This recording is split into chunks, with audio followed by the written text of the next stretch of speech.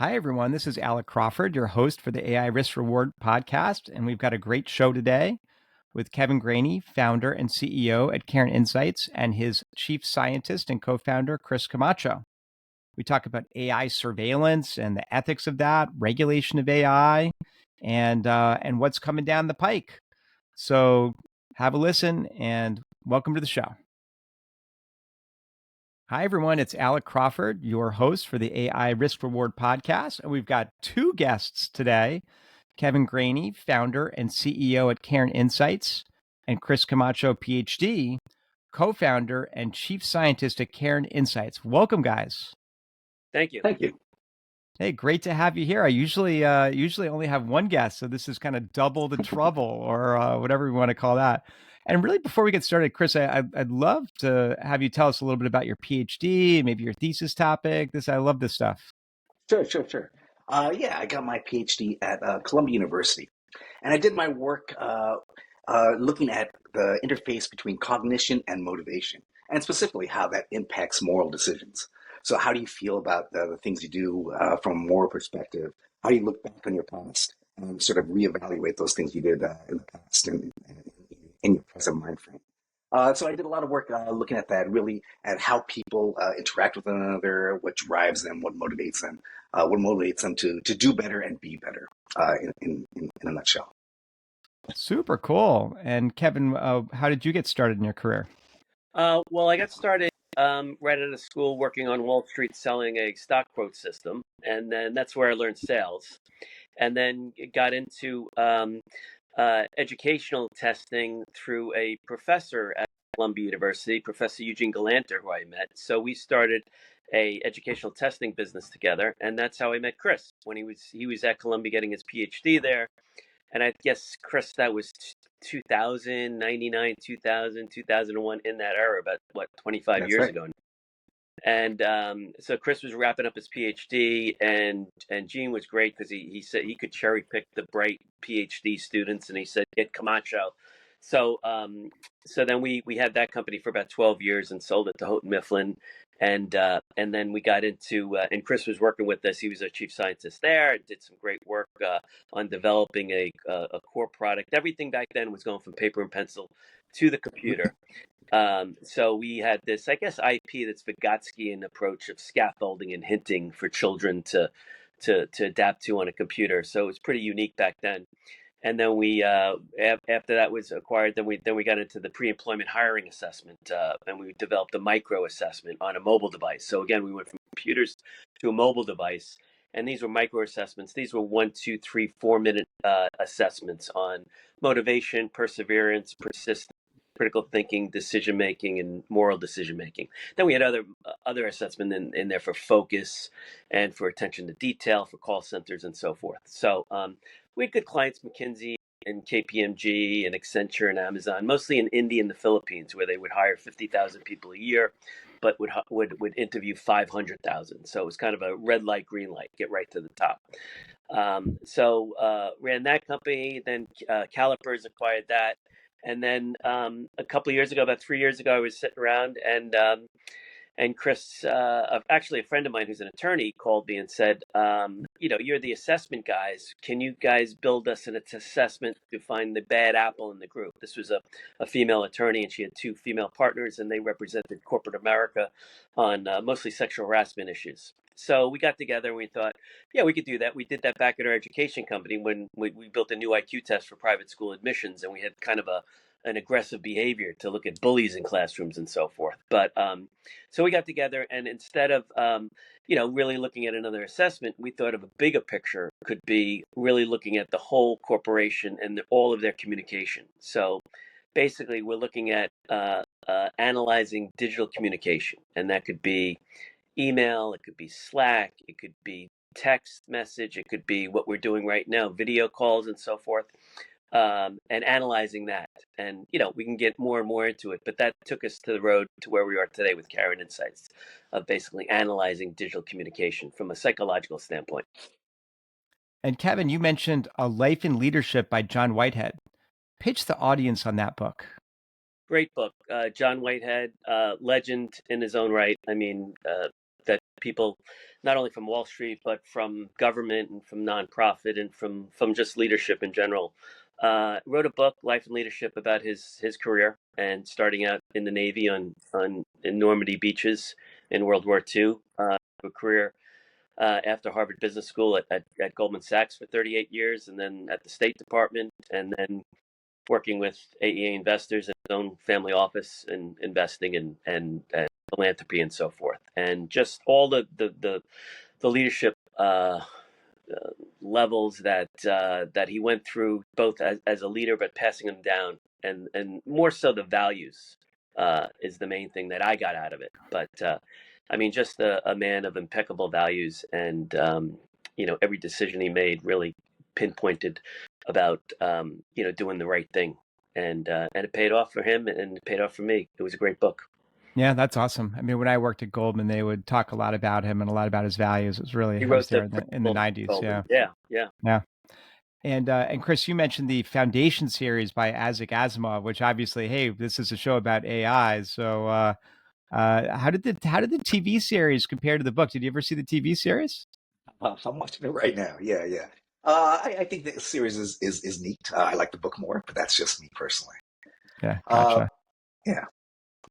Cool. So back to you, Kevin. So what were some of the biggest challenges you faced early in your career, and how did you overcome those?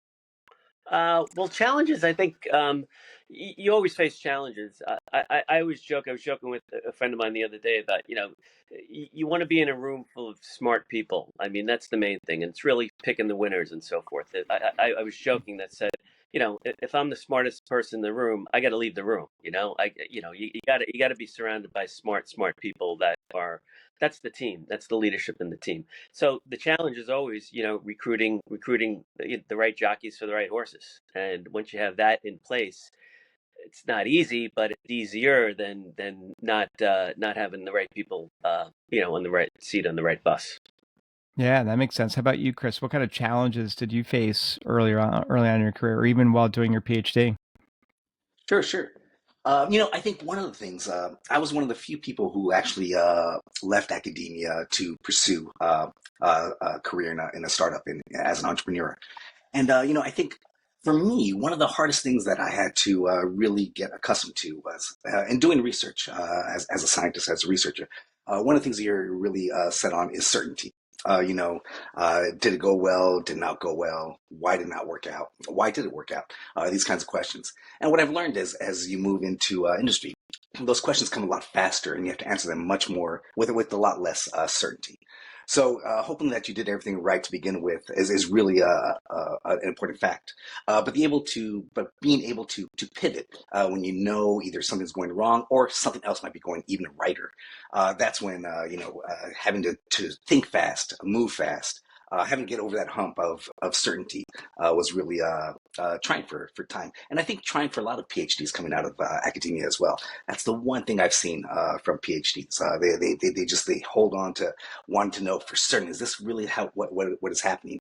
When sometimes you just got to go and see, well, let's just run with it and see what happens. Yeah, totally makes sense. So Kevin, tell us a little bit about Cairn Insights and what you do with AI and how you try to help people and companies.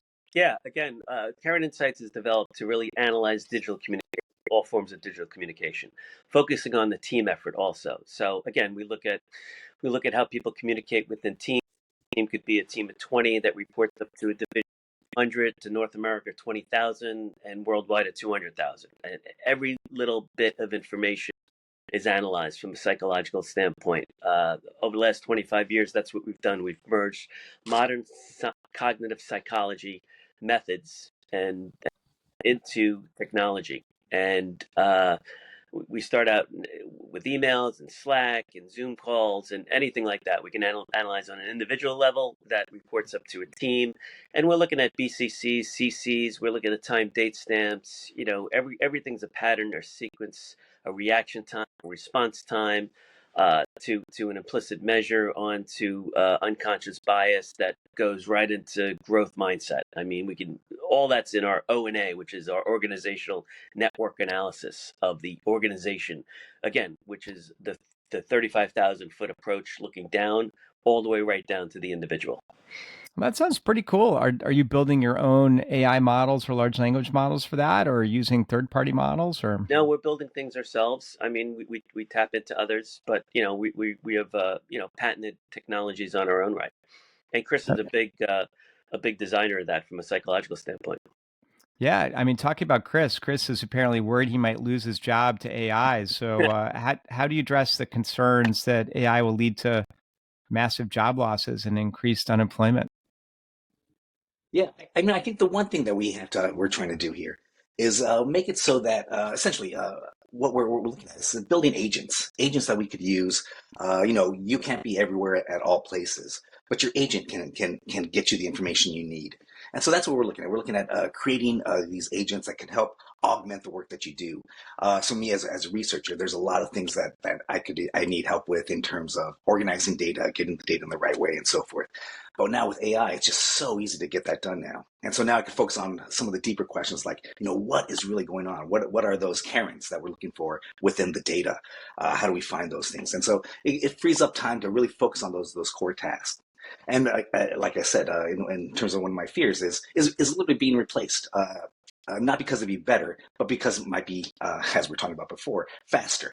And so it's trying to make it a little bit more human, trying to sort of see what humans need from the agent, trying to deliver that as efficiently as honestly as we can. Yeah, that totally makes sense. And back to you, Kevin. Look, I think AI surveillance is a thing. Like I remember just sitting in my kitchen, bringing up a topic with my wife, and literally like an ad popped up on my phone like an hour later. That was not a coincidence, Alexa. So let's talk a little bit about AI surveillance and how do you reconcile the benefits of AI in surveillance, which is partly what you're doing, right? You're looking at a gazillion emails and stuff like that with a potential infringement on privacy and civil liberties. Right. Well, again, we're being the hammer.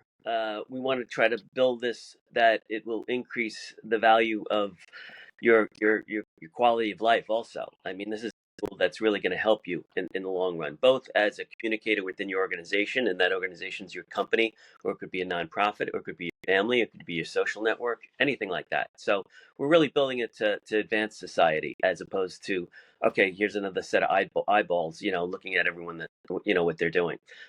As you know, I mean, you come from Wall Street. There are industries that do that, and you sign off on it when you get employed, whether it's finance or pharmaceuticals or energy uh, companies. But again, we're looking at it as a positive tool to really make life better. I mean, I remember when voicemail came out, and I started using voicemail, and I thought, wow, this is pretty cool. I could send a group message, I could do this, and companies were like, no, we don't use voicemail. We have a live person that have to answer the phone. Well, what happens with that? You have human error. They spell your name wrong. They put a digit down.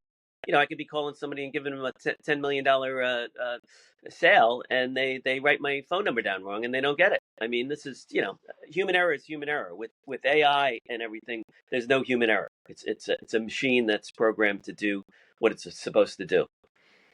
Yeah, I mean, we've definitely heard about hallucinations and obvious issues like that. Maybe Chris, you could talk a little bit about that in the context of being the chief scientist at Cairn Insights. Yeah. I mean, I think the one thing that we try to do is we never try to take people out of the process. So part of what we try to do, yes, we talked about how we do the scanning of emails and messages and so forth to build out our network maps, organizational network maps. But one thing we also do is we also circle back to whoever we're measuring with some data.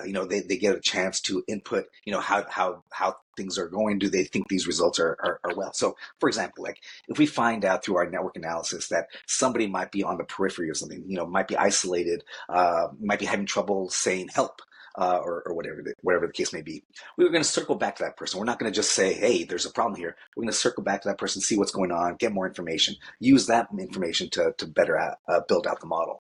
So again, we're trying to augment what they're doing. So like in the case that I just mentioned, it's sometimes really hard to ask for help. But you could always see it when someone's struggling. Oh, that person needs help. And so now it's just easier to get that help when you need it. Oh, that's super cool. And are you using something that looks like a graph database or a network database to basically map Right. relationships of people at a firm? Yeah, tell That's us more right. about That's that. right. Yeah, sure, sure. Yeah, so essentially every communication you have, be it email, text, telephone, whatever you have, a calendar invite, we're able to track that. Who are you meeting with, and so forth. What is the frequency with which you're doing it? And so what you get is, if you have an organization of, let's say, 1,000 people, you have you have a bunch of dots connected by edges or connected by lines. So in the end, you have this big, massive, what we call spaghetti monster. And you're just looking at that spaghetti monster, you can see a lot of information about an organization. They are well coordinated in terms of their communications, or they're disjointed. These people are central, or these people are peripheral. And so what we do is with the AI, what you have is these huge networks that are just massive to read. But our AI sort of looks at it and sort of examines it and sort of does what AI is good at, summarizing and bringing you that information in nuggets that you could digest. So going from a huge sort of map of everything you've seen to just the information that I need to get through this day or this week or this project. That's what we're trying to do. Yeah, that's super cool. So, taking a step back and thinking more broadly across business in not just America but the world, like we've started to see regulation of AI. So EU passed their AI Act. President Biden his executive order, which may go away. Can talk a little bit about that. What do you think we're going to see in terms of regulation of AI, or what do you think we should see in terms of regulation in AI?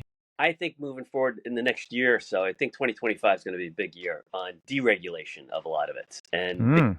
it's such a tool. I mean, we're at the tip of the iceberg. I mean, and I talk to corporations all the time, and if they don't have their AI policy or AI agenda or a game plan down, they're going to lose out in 2025. I mean, they got to get it way ahead of this game plan. I mean, this thing is moving fast. And again, it's for the better. Yeah, are there going to be some bad actors? Absolutely, there's bad actors in everything. I mean, if you look at whatever banking, crypto, whatever.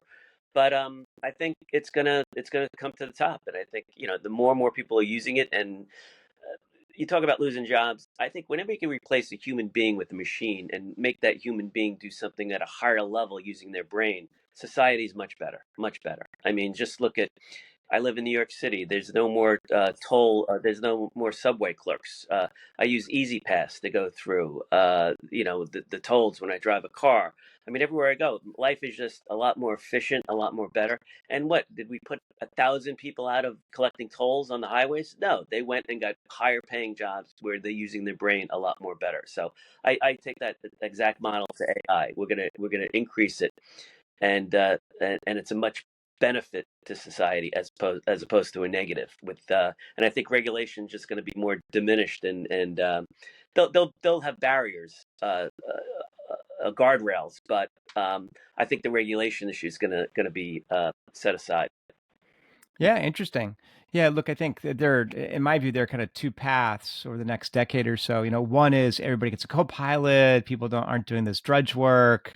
But I think we are going to have to actively work towards that path, because the other path is, 15% unemployment and people out of their jobs and things like that. I just think we have to be careful to, guide society towards the former and not the latter. Going back to you, Chris, obviously you studied ethics, you've thought a lot about this.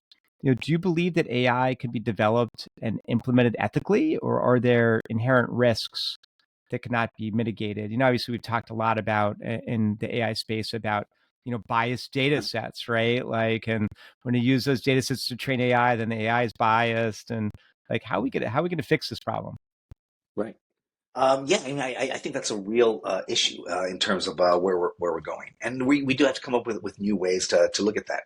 And so the way I see it again is making sure that people remain in the process. I think that's the one area that I think can really throw things off. So if we're looking at large language models and they start feeding themselves on their own generated text or what have you, then where do we find out how to fix that?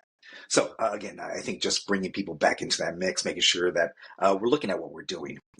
It's good to move forward, but also good to look back and see where we're coming from. And I think that's one aspect that we have to make sure that we're doing. We're building this to help people, not to hurt them. And so I think that's always something that we come back to when we're dealing with what we do. Yeah, that's fair. I mean, I think, look, we're all positive actors here trying to do positive things with AI, but not everybody in the world is. Like, you go into the dark web and use a Tor browser and poke around, and the bad guys are out there creating AI apps to do spear phishing and do like, pretty bad stuff. Not to mention all the things mentioned in Biden's executive order, like, prohibiting people from creating weapons of mass destruction with AI or creating, rogue viruses or whatever. So there's definitely some opportunity for bad stuff. So let's talk a little bit about the downside of AI or even AI going rogue. I mean, there were some reports how OpenAI O2 basically didn't want to get deleted. Like I think that was probably a little exaggerated, but still, Kevin, what are your thoughts Yeah. about that? Well, even with that, I mean, I'm sure it's the same arguments that were made with the internet when that came along. Like, oh, the internet's going to destroy the world and bad actors, and they're going to start robbing banks through the internet and everything like that. So again, as Chris said, we're here for the good of society, and I know there are ways to exploit that, and bad actors are bad actors. So I think with whether it's regulation or certain laws that'll be put on the books, I think that'll help again put the guide rails on it so that people violate these laws. I mean, these horrible things that high school kids are going through, where they're putting nude pictures on the internet with them with AI generated. I mean, there should be consequences for that. And Yeah, I'll leave it up to the state attorney generals or the feds to come up with certain laws to protect not only minors, all people. I mean, of those things. And you violate the law, you should go to jail. And I yeah, think, that's definitely starting to happen now. We're definitely seeing some more laws about that.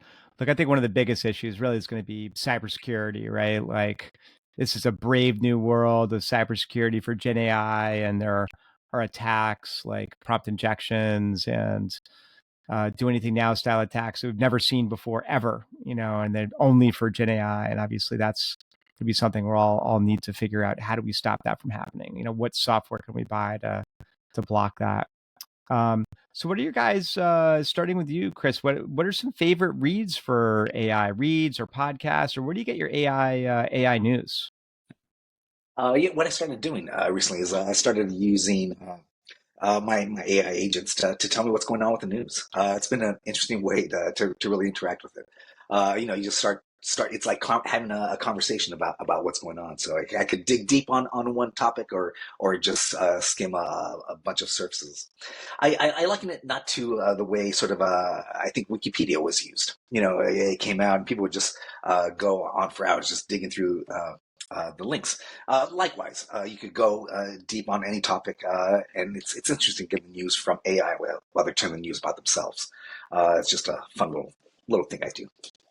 Cool. How about you, Kevin? What reads or podcasts on well, the AI? best thing I do is, we have a text stand every day at 11:55, and I just talk to my technology people that we have young guys and some old guys like me, but they're way ahead of the game in AI and the reads and everything like that. So, in fact, I tell if they could look at our Slack chat on everything, that's whole education in AI in itself. So anyway, I start there because they're totally on top of everything, and then Charter Pro, which is a new they have a podcast and a new publication, online publication by Kevin Delaney, who used to be at the Wall Street Journal.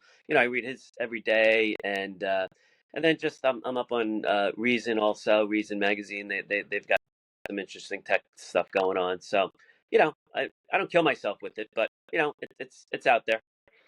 Cool. Well, that sounds great. Um, so we're going to turn to our advice section now. So for you, Chris, do you have any advice for college students who want to do what you do someday? Be a chief scientist at an AI company? That sounds pretty cool. Yeah, that's pretty cool.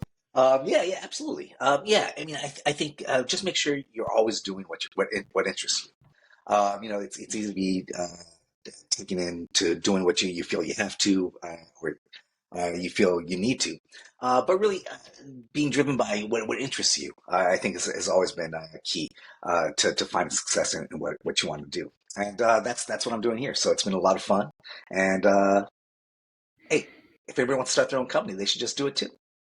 Oh, that's pretty good. And now turning to Kevin, do you have any advice for Elon Musk?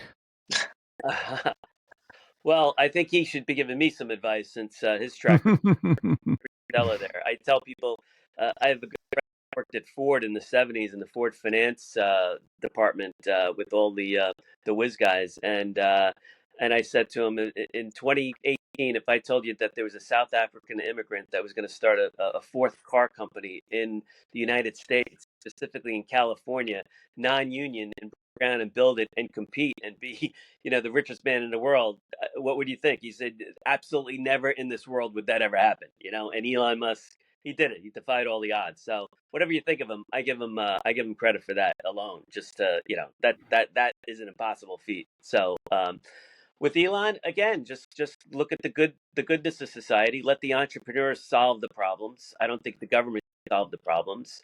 I think the deregulation. Again, we need guardrails and we need laws to protect people. But I think if there's a big problem out there, hey, I think not only Silicon Valley, Austin, Texas, maybe somewhere in Kentucky, you start a business there and solve the problem and fix it. I think America is looking brighter than ever, and the tech industry can solve any of their own problems.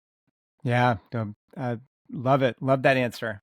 What's crazy is obviously the U.S. is a pretty small part of the world in terms of people. We're still the largest global economy, but we are now 66% of the global stock market. Hmm. How crazy is that, right?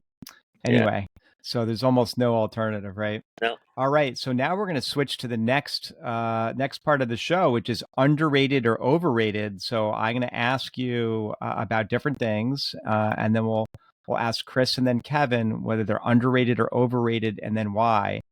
And we'll start off with LinkedIn for networking, underrated or overrated. What do you think, Chris? I'm going to go with a little overrated. All right, how about you, Kevin? I think underrated because I think they are on the verge of really turning themselves around. I think they've got some good new leaders in there. They've been owned by Microsoft for a couple of years now, and Microsoft has bought Viva, their O&A product, and they've got Copilot and Outlook and LinkedIn. I think they can switch that all around and really go after a whole new marketplace and make some very interesting things happen, especially with the non-college degreed workforce. Yeah, cool idea. And so forth. So I think there'll be uh, someone to watch in the 12 months to 18 months. Cool. All right. Now, Kevin, you get to go first this time. Space travel as a tourist, underrated or overrated? I think underrated. I mean, I don't know if I can get there in my lifetime, but I used to say years ago because I got to meet Jim Lovell once in my life at a conference, and meeting Jim Lovell was like bigger than meeting Mick Jagger or Joe Namath, or because he went to a place that no one ever went to before, and there's very few people on the face of the earth that you could say that about. And he didn't get to the moon, but he got to outer space and had a big issue that almost lost his life, but he came back and lived a fruitful life afterwards. But I think we're on the cusp. Again, I don't know if I'll get there, but I know my kids will be there, and Yeah. they'll be traveling and seeing the world from a different seat than I'll ever see it from. Yeah, my son Dan definitely wants to go, and I think you're referencing Apollo 13. And by the way, if you have not seen the Apollo 13 movie out there, audience, that is an incredible, Yes. incredible movie. How about you, Chris? I'll answer in parts. I'll say astronauts can never be underrated, but maybe tourism could be overrated. And that's just my take. I mean, I've always wanted to be an astronaut. Again, like Kevin, I probably won't see the edge of space. But it's cool. I think that's where a lot of things happening beyond tourism. I think there's just tons of things going up in the sky, which is just an amazing time. Super. All right, next question goes to Chris first. This will be cryptocurrency other than Bitcoin and Ethereum, underrated or overrated? My goodness, I would have always said underrated, I mean overrated, but now I think it's going to be underrated. I don't know what's going on, but I don't understand it makes me think it's underrated. All right. Kevin, cryptocurrency other than Bitcoin and Ethereum, underrated or overrated? Again, I agree with Chris. I think it's underrated because I always say follow money. I don't know if there's any money there, but there's opportunities there, and someone will get it right and figure it out in the coming years. And there's just too much at stake there when you have, when you have Wall Street and you have gambling, it'll happen. Yeah. 0-day options. Stay away. Yeah. All right. This might be there's only one golfer in the group. So the Pebble Beach golf course, underrated or overrated? I've not played it, but I've been there. I've walked it, and it is beautiful. I think it's it's a spectacular piece of real estate, and the weather's challenging. It could be a beautiful day one day, pouring rain the next day and cold. But I think it's a beautiful piece of property and a great golf course, and someday I will play it. Awesome. All right. Over to you, Chris. Reality TV outdoor shows, underrated or overrated? I'm going to go with overrated. I never really followed the reality TVs. If I wanted a reality, I'd just watch my life. I go for escape. All right. And all right, I'm going to go into our last question now, which you both get to answer, which is the movie The Social Network, underrated or overrated? We'll start with Kevin. I kind of liked it. I thought it was underrated. Yeah. It was interesting. I mean, yeah, we all had Facebook and a lot, and it was a new medium, and it was fun, and just watching the entrepreneurial journey, which good or bad. I mean, there's always. I always joke when when all these wealthy people in the Forbes, if they don't have inheritance after their name, then they built something, and they had sleepless nights, and they had lawsuits, and they had a laundry list of agita and throughout their whole career there, and to make it, they made it. And I give Zuckerberg and his team a lot of credit. They built something out of nothing, and was a huge sensation. And the movie just whether there were falsehoods or whatever in it, it was entertaining. I should say, very entertaining. Yeah. How about you, Chris? The Social Network, underrated or overrated? Yeah, I'm going to have to confess something. I have not seen it. I have not seen it. I've talked to many people about it. I've talked about Facebook and so forth, but I have not seen it. And then actually, that was a desire not to see it just because it was just too much for me at the time. Yeah, and that was a good job intentionally not seeing the movie. That was probably a good move. All right. Well, look, guys, this has been awesome. We're here with Kevin Greaney, founder and CEO of Cairn Insights, and Chris Camacho, Ph.D., co-founder and chief scientist at Cairn Insights. So thanks for coming on the show today. Great. Thank you, Alex. Thank you. Thanks, guys. All right.